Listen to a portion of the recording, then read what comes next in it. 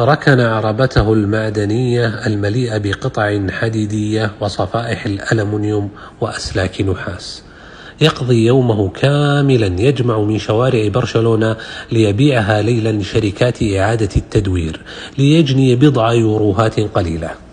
صلى معي صلاة الظهر ولحقني بعد الصلاة وقال: أريد منك 100 مصحف لأشتريها. قلت: 100 مصحف؟ كثير، لماذا كل هذه المصاحف؟ قال: بحمد الله تعالى أجمع هذه النفايات المعدنية من سنين في برشلونة، ووضعت لنفسي هدفا أن أبني وقفا لله تعالى، مدرسة قرآنية في قريتي في شمال داكار بالسنغال، لأن أطفالنا يمشون لساعات طوال ليصلوا للقرية المجاورة ليحفظوا القرآن وينقطعوا في موسم الأمطار. وفقني الله تعالى لجمع مبلغ 6000 يورو من كد سنين طويلة، فاشتريت أرضا مساحتها 800 متر وبدأت بناءها لسنين أخرى. دشنتها من شهرين وبدأ 100 طالب يحفظون القرآن الكريم وأريد مصاحفا لهم.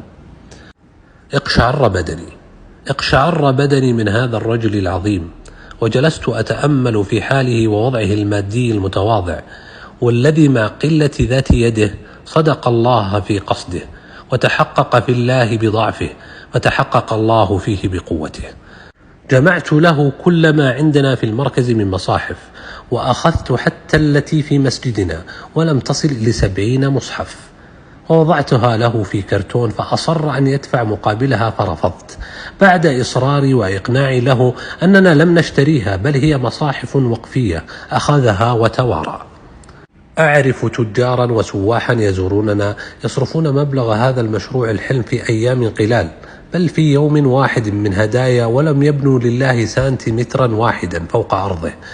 إنه التوفيق من الله، إن الله طيب لا يقبل إلا طيبا.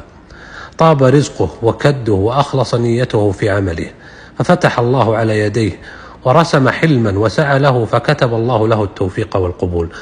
اللهم لا تحرمنا عملا صالحا يقربنا إليك. هنيئا له على ما فعل، وتقبل الله إخلاصه وصدقه مع الله، نحسبه كذلك ولا نزكي على الله أحدا. سليم بن عمارة من أسبانيا، دمتم بخير.